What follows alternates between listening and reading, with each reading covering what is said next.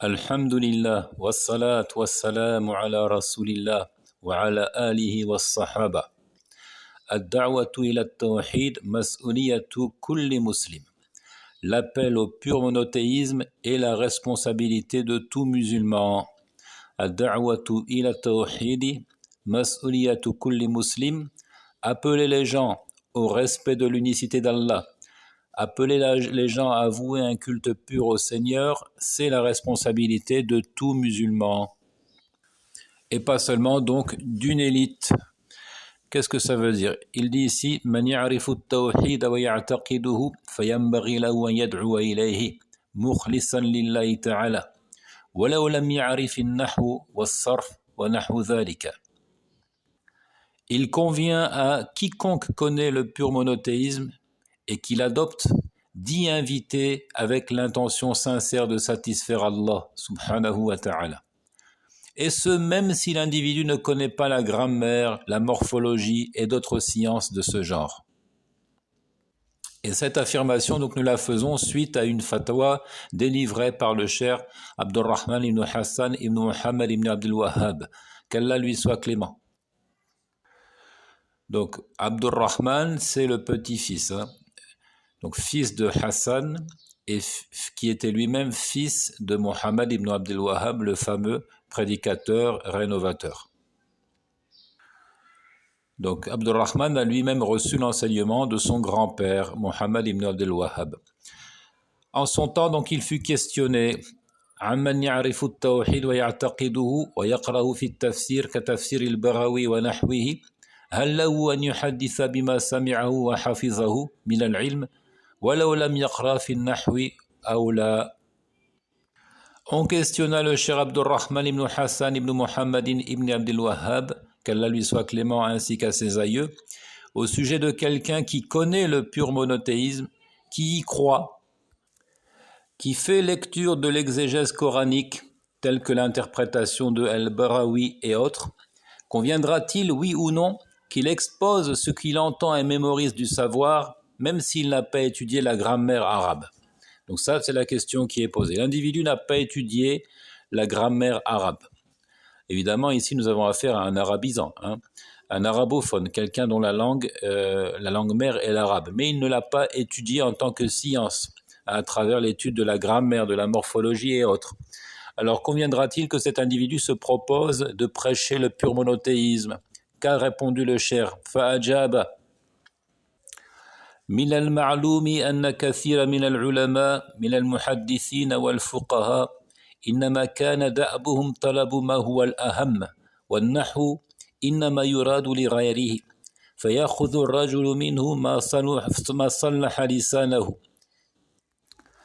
فانشر ما علمت من العلم خصوصا علم التوحيد الذي هو في الآيات المحكمات كالشمس في النحر الظهيرة لمن رغب فيه وأحبه وأقبل عليه. Il est bien connu qu'un grand nombre d'érudits parmi les spécialistes de la narration et les jurisconsultes avaient pour devise de rechercher ce qui est le plus important. Le maître mot ici, c'est se mettre en quête de ce qui est fondamental, de ce qui est le plus important. Quant à la grammaire arabe, elle n'est pas une finalité en soi. Et elle est étudiée dans un autre but. Donc la grammaire arabe fait partie des sciences-outils, des instruments qui vont nous aider à quoi? Eh bien, à comprendre et à méditer le livre d'Allah et la tradition du messager sallallahu alayhi wa sallam. Ainsi, l'homme en saisit ce qui lui permet de corriger son langage, c'est-à-dire de s'exprimer sans fauter, qui lui permet donc d'éviter les barbarismes, c'est tout ce qu'il convient. Puis le cheikh ajoute, diffuse donc ce que tu maîtrises du savoir et plus spécifiquement la science du pur monothéisme, at-tawhid, l'essolement d'Allah, que ce soit dans sa seigneurie, dans ses noms, ses attributs et surtout dans le culte qui lui est rendu, dans sa divinité. Donc spécifiquement la science du pur monothéisme qui est, dans les versets sans équivoque, tel le soleil traînant dans le ciel à midi, pour ceux qui y aspirent, qui l'aiment et qui lui ouvrent les bras, qui lui font bon accueil. Donc le tawhid n'est pas caché. C'est quelque chose qui ressort clairement du texte. Il est exposé dans le livre et la tradition prophétique à travers des textes donc explicites, en des termes sans équivoque. وقد عرفت أن كتمان العلم مذموم بالكتاب والسنة كما قال سبحانه إن الذين يكتمون ما أنزلنا من البينات والهدى من بعد ما بيناه للناس في الكتاب أولئك يلعنهم الله ويلعنهم اللاعنون. Et tu sais, donc toujours la réponse du cheikh ici, à celui qui pose la question, tu sais d'ores et déjà que la dissimulation du savoir est chose blâmable, selon le Coran et la tradition. Comme le dit le Très-Haut, verset 159 de la sourate Al-Baqarah, ceux qui taisent ce que nous avons révélé comme preuve évidente et comme bonnes orientations, après que nous les avons exposés clairement aux hommes dans le livre, c'est bien cela qu'Allah maudit et que maudissent les maudisseurs. Donc ici, Allah Azza wa Jal menace de malédiction ceux qui passent sous silence ce qui fut révélé.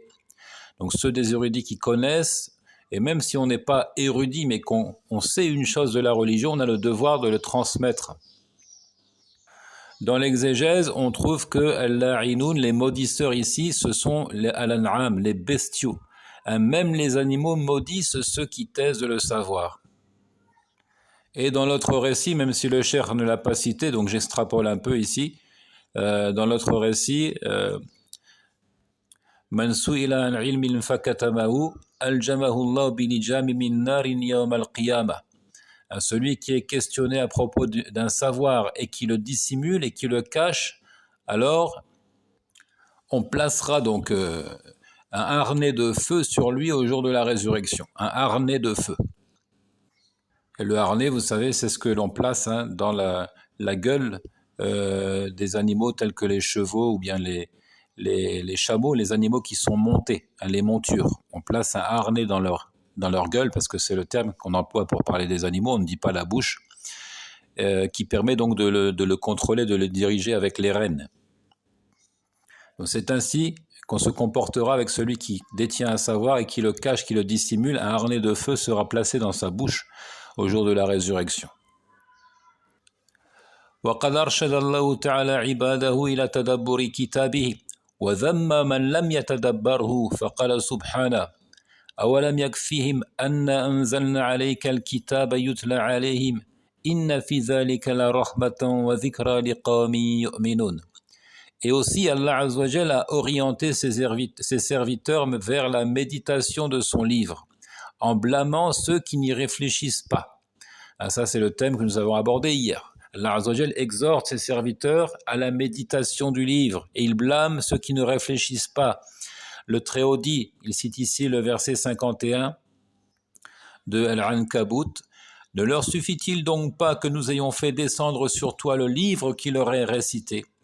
Il y a certes là une miséricorde et un rappel pour ceux qui ont la foi. » Donc le livre d'Allah subhanahu wa ta'ala est suffisant pour se guider. Il est suffisant pour trouver la bonne direction et notamment se guider donc à l'essentiel de l'islam qui est le respect de l'unicité d'Allah, lui consacrer toute forme d'adoration sans jamais lui donner d'associé.